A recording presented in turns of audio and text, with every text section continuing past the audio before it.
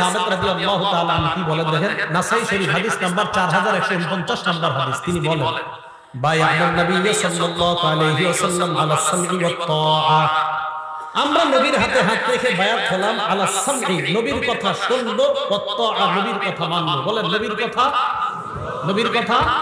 কেন? সূরা হাশরে ওয়াদা করছে নবী যা বলবে তা গ্রহণ করব। এখন উবাদা ইবনে সামিত বলেন আমরা নবীর কাছে বায়াত হলাম, নবীর কথা শুনবো, নবীর কথা মানবো। কোন ক্ষেত্রে? দেখেন কি বলে, ফিল ইউসরি ওয়াল উসরি, আমার অনুকূলে হলেও নবীর কথা মানবো, আমার প্রতিকূলে হলেও নবীর কথা মানবো, মানে আমার পক্ষে গেলেও মানবো, আমার বিপক্ষে গেলেও মানবো, কারণ কথাটা আমার নবী। ওয়াল মানশাতি ওয়াল মুকরাহ, মানশাত মানে সুখেও মানবো, মুকরাহ মানে দুঃখেও মানবো। তাহলে সুখের সময় আমার নবীকে মানবো, দুঃখের সময় নবীকে মানবো।